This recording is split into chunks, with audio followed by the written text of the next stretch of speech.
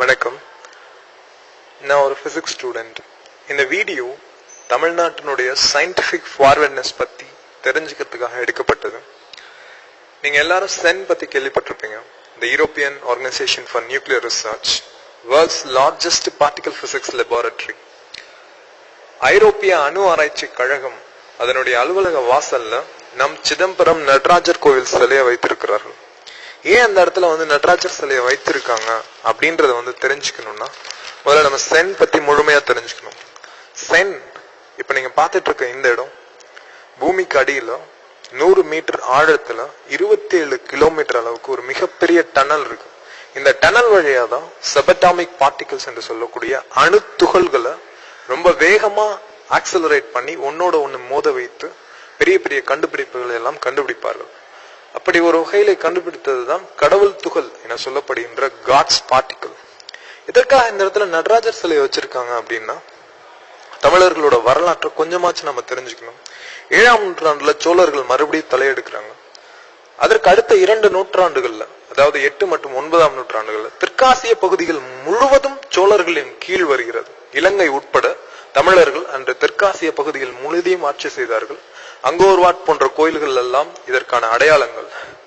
மிகப்பெரிய சமுத்திரமான bay of பெங்காலை சோழர்களின் இலக்கியம் ஏரி என்று குறிப்பிடுகின்றது. கடலையே ஏரி என்று குறிப்பிடப்படுகின்ற அளவிற்கு சோழர்களின் கடற்படை மிக வலிமையாக இருந்தது. இந்தியாவிலிருந்து கடல் கடந்து சென்று தன்னுடைய அரசை ஸ்தாபித்த அரசர்களுள் சோழ பேரரசு இன்று வரை சால சிறந்தது. அதுவே முதன்மையானது. பராந்தக சோழர் கிபி 8ஆம் நூற்றாண்டு சிதம்பரத்திலே பொற்கூரையை வேய்ந்து சிதம்பரம் நடராஜர் கோயிலுக்கு தொண்டு செய்கிறார். அதன் பின் 20ஆம் நூற்றாண்டுகளில் Albert Einstein he invented the theory of relativity. So with the theory of relativity we can transfer 5 minutes into 5 lakh years. அதே போன்று 5 லட்சம் வருடங்களை 5 நிமிடங்களாகவும் மாற்ற முடியும். இந்த மாதிரியான கான்செப்ட்ஸ் எந்த அளவுல சிதம்பரம் நடராஜர் சிலையில ஒத்து போகுதுன்னா, அந்த சிலையின் வடிவங்கள்ல, அதோட வளைவுகள்ல நேரத்தை எப்படி வளைத்தால், நேரங்களை வளைத்தால் பிரபஞ்சங்களை வளைக்க முடியும். 5 லட்சம்.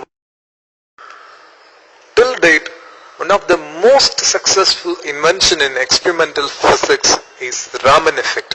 Sir C V Raman India சுதந்திரம் அடைவதற்கு முன்பாகவே நோபல் பரிசு பெற்றவர்.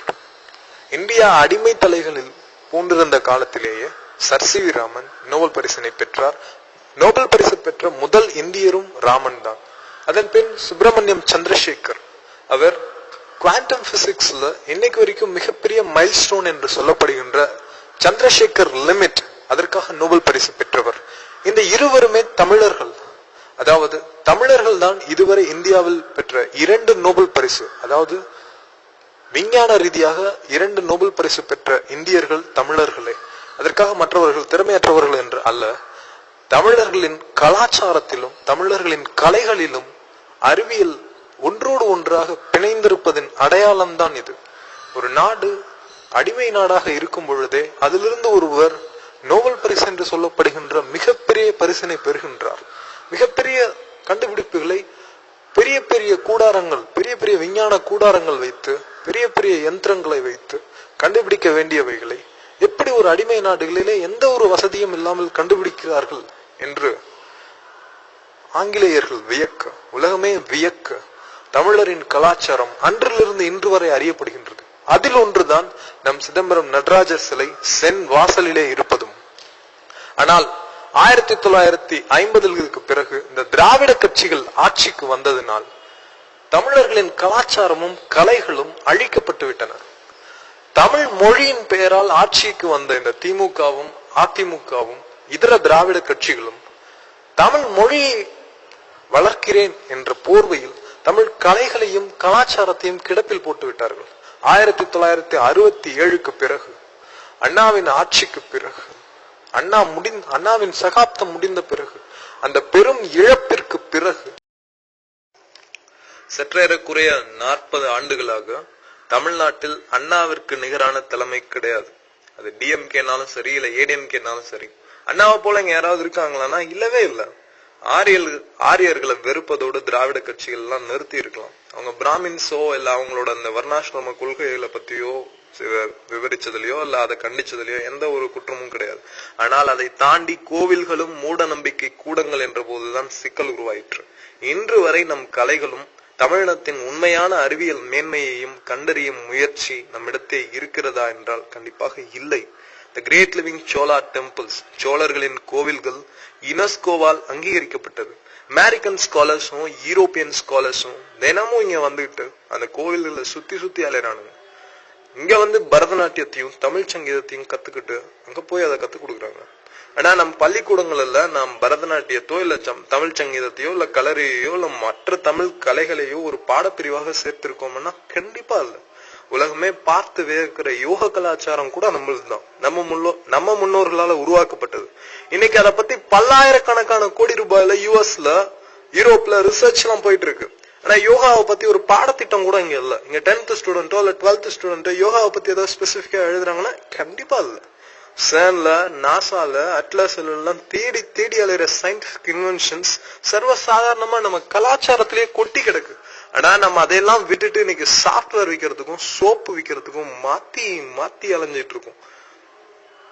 தமிழ்நாட்டுல இருந்துதான் sir C V Raman, Subramaniam Chandrasekhar இவங்கெல்லாம் வந்து நோபல் பிரைஸ் வாங்கினாங்க.